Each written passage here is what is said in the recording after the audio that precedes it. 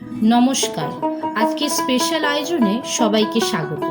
আজ আমি আপনাদের সাথে শেয়ার করব বাঙালির অত্যন্ত প্রিয় এবং অনুষ্ঠান বাড়ির ঐতিহ্য একটি পদ, দই কাতলা। চলুন তবে খুব সহজ কিছু উপকরণের মাধ্যমে পারফেক্ট স্বাদের এই দই কাতলাটি তৈরি করে নেওয়া যায়। আমি এখানে প্রথমে একটি প্লেটে 5 টুকরো কাতলা মাছে নুন ও হলুদ মাখিয়ে নিয়েছি।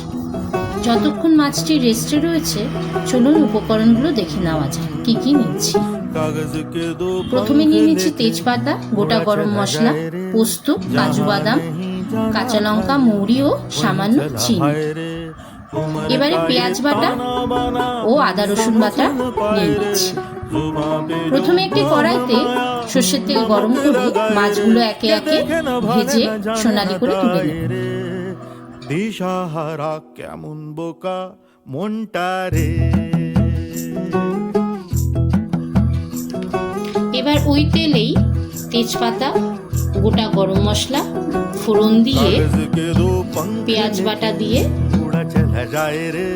নুন এবং হলুদ দিয়ে সামান্য তাতে ভালো করে পেঁয়াজটা ভেজে নেব। এরপর আদা রসুন বাটাটা দিয়ে কাঁচা গন্ধ যাওয়া পর্যন্ত ভালো করে কষিয়ে সামান্য মশলার জল দিয়ে ভালো করে মশলাটিকে কষিয়ে নিয়ে আমি এখানে কাজু বাদাম, মৌরি এবং পোস্তর যে পেস্টটা বানিয়ে রেখেছিলাম সেই পেস্টটা দিয়ে আবারও খুব ভালো করে কষিয়ে নিই।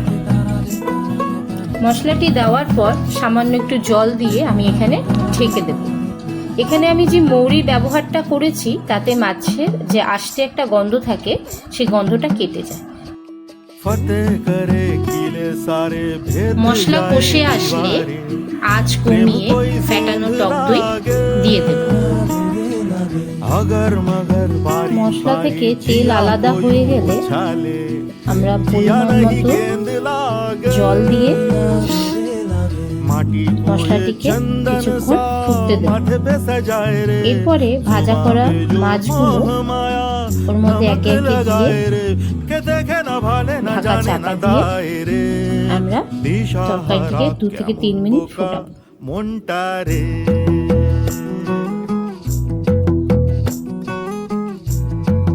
গ্রেভিটি গাঢ় হয়ে এলে আমরা কিছুক্ষণ স্ট্যান্ডিং টাইমে রেখে তারপর গরম গরম ভাতের সাথে পরিবেশন করব।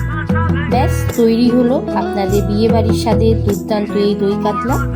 ভালো লাগলে বাড়িতে অবশ্যই ট্রাই করবেন এবং আমার চ্যানেলটিকে সাবস্ক্রাইব করতে এবং লাইক শেয়ার করতে ভুলবেন না।